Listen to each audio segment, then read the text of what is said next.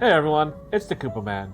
Ever been enjoying a perfectly good story in a game, a movie, or a TV series, only for it to get to the end, and just when you think it's reached its most epic climax, it reincarnates the main character into a fucking bird? Oh, have you not heard? Heard what?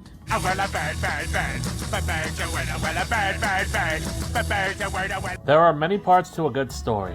There are many different kinds of stories, but the vast majority of them have a beginning, which sets up the story, characters, and setting, a middle, which sets up the conflict and constantly raises the stakes until the climax, a climax point in which you see where it all comes together, and then the resolution, the ending state, which you see the progress that's been achieved and the lessons that have been learned. This is what's known as the hero's journey, or the monomyth, as we discussed in a previous video on tropes. That isn't to say there's only one way to do a story. There's the allegory of the cave and the death and resurrection archetype, but when you boil it down to it, there's really only 7 types of plot that we also discussed in a previous video. But regardless, if you cannot nail the finale, you may as well call it quits. Why is this? The answer is simple. People don't like having their time wasted. Take, for example, the Mass Effect trilogy. Yes, I said trilogy, we don't acknowledge Andromeda on this channel. People were head over heels in love with this franchise, and it's easy to see why. It had the sci-fi charm of Star Trek, the drama and action of Star Wars, and the high stakes of Battlestar Galactica, and the mystery of Stargate. All that was missing was Doctor Who.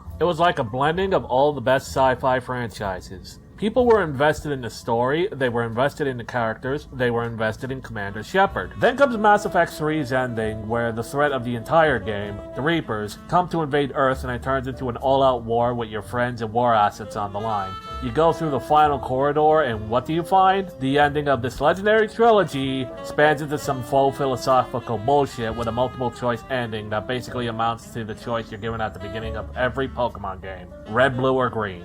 Needless to say, fans were outraged. They spent many hours of their lives and spent many dollars of their money putting into this series, only for it to be flushed down the toilet because EA wanted to make more games, and the writing team of 3 weren't even scraps of the team that made 1 and 2, thus they didn't care. They just wanted it done. They didn't care how. Of course, this is usually the case of someone who isn't the original creator of a work being made to finish the story. Though I've seen with Wheel of Time that isn't always the case, where the original author, Robert Jordan, died before the story could be finished, so it was finished by another author, Brandon Sanderson. Though then there's the case of the final season of Game of Thrones, in which the directors of the show still had George R.R. Martin alive, but they still managed to seemingly sabotage everything for the sake of, well, subverting expectations, with Arya Stark killing the Night King and thus rendering the series' prophecy leading to Jon Snow defeating the Night King entirely moot, and Jon Snow having to murder Daenerys Targaryen, who happened to turn evil at the 11th hour. Though the fact that we're still waiting for the Winds of Winter in 2024, there is a very strong possibility that Martin may be doing a few revisions after seeing that backlash. Though this isn't the only time the ending of an HBO series caused this kind of backlash. Take for example The Sopranos, a gangster series starring James Gandolfini as Tony Soprano. Just when it seems like things are somewhat stable again for Tony after everything that's been going on in his life and his therapist cutting ties with him, he decides to have a nice dinner with his family at a diner, only for the screen to cut to black abruptly as he goes to use the bathroom and a strange man follows him in.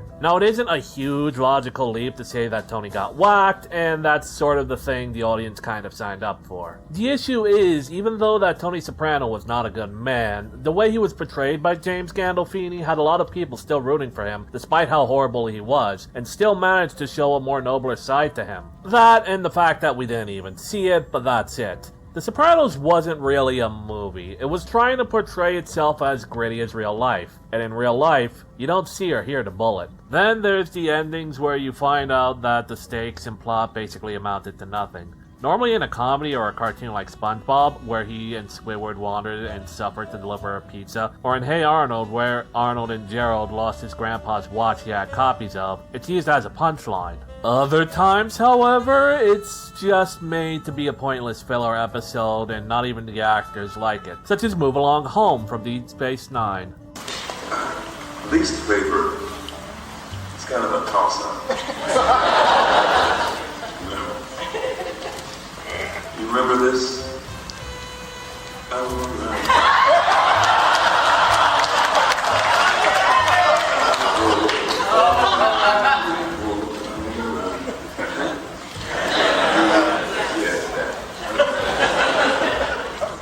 Of course, at least in the case of Move Along Home, everyone still survived at the end.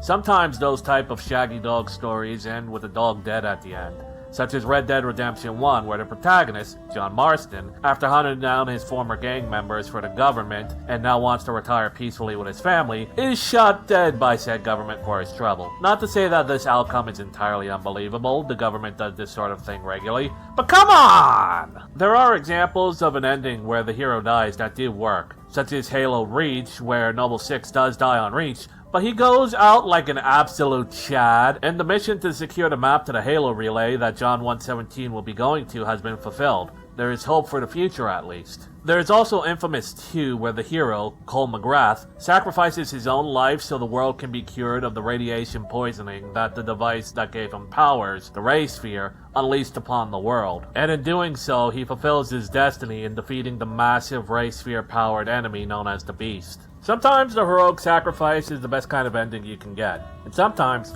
particularly with prequels, you can still have really tragic moments, but still have hope, creating a delicious melancholy. The Revenge of the Sith does this excellently, with the Jedi having been mostly wiped out, the survivors on the run, the Republic subverted into the First Galactic Empire, and the Chosen One becoming the Black Knight of the Empire, Darth Vader. But it leaves on a somber note of hope as Obi-Wan delivers Luke Skywalker to his aunt and uncle on Tatooine, and together they watch the binary sunset, signifying him as the new hope for the galaxy.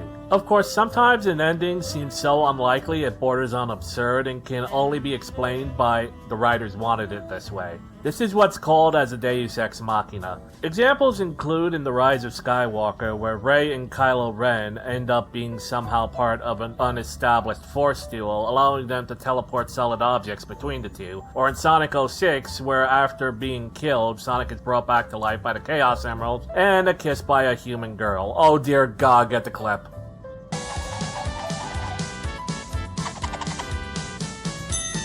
Kids, there's nothing more cool than being hugged by someone you like. But if someone tries to touch you in a place or in a way that makes you feel uncomfortable, that's no good. It's your body. No one has the right to touch you if you don't want them to. So what do? First, you say no. Then you suplex him, put him in the camel clutch, break his back, and then fuck his ass, make him humble to hear respect. In both cases, the only reason the ending could happen as it did was because of elements in the story with no explanation or foreshadowing that were only made up at the ending so the story could go the way the writers wanted it to go. This breaks audience immersion and makes people angry and feel as if their intelligence is being insulted if done poorly, and that in turn ruins the rest of the story as well. Then there's the endings of Final Fantasy XV and Kingdom Hearts 3. Sort of the case of one caused the other.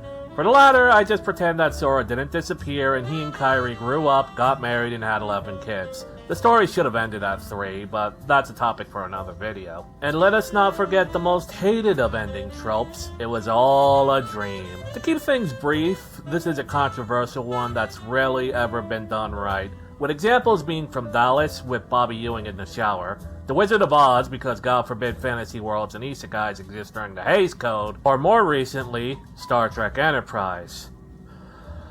Fuck you.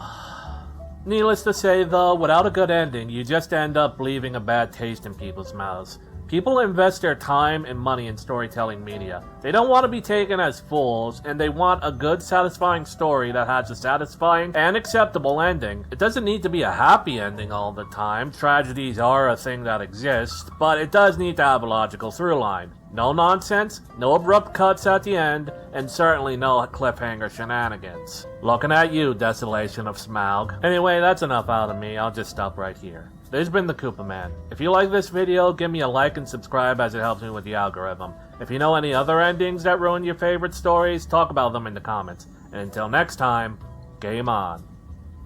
Hey, how come you don't have me in your videos as much anymore? Gonzalez, you told me you had laryngitis. I got better. Well, tell me before I write the scripts. But you wrote me into this one and then erased my part. Heck, you erased half this script entirely.